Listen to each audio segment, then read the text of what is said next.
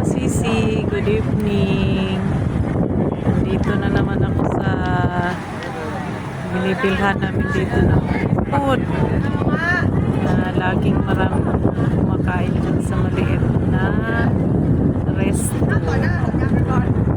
Malapit na to sa building namin sa may Pulitan. Ayan lang yung building na dyan kami nag-stay. Tapos dito yung mga nagpa-park na mga sasakyan. Dyan di ba kami dumadaan? Dyan ba meron pa dito mga kainan. Dyan, marami kainan dyan. Mga sisi.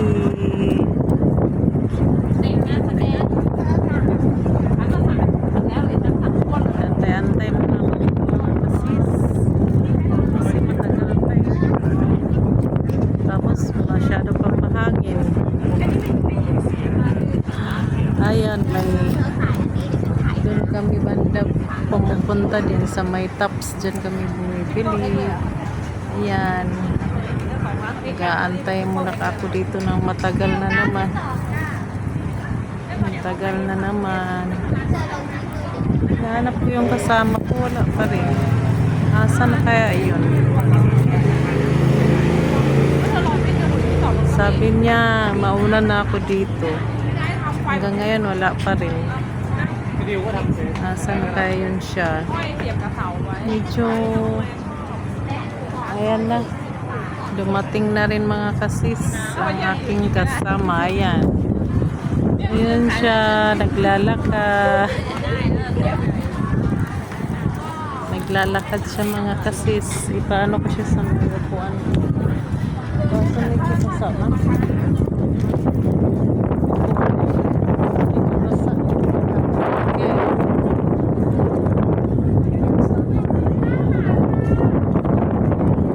Anong bibilin ko? Antay na naman tayo dito ng ang dami kasing kumakain dito ng tagal-tagal. Ang daming nag-aantay din.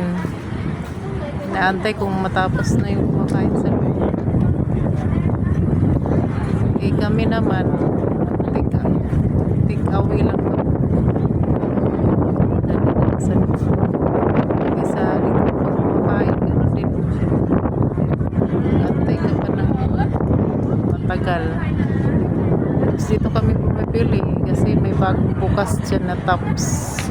Malapit lang din dito sa amin. Yan. Upo lang muna sandali. Pang dito mga kasis. Antay-antay. So, hangin. Nagliliparan ng mga buko. Yan, sarado na yung mga coffee shop dyan. Ayan, mga ano din yan dyan. Kasi sarado. Sarado na yung mga bilihan ng mga coffee. Magtatawag naman yan pagtapos na. Ibigay din.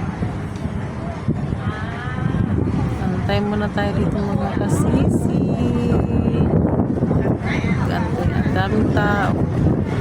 Daming taong kumakain. In fairness, daming mag-order dyan. Ang ganda ng likod ng tao. No? Natatawa. Ang ganda ng likod. Umalis na tuloy si Mano. Sige na nasisi. Kaya lang tayo.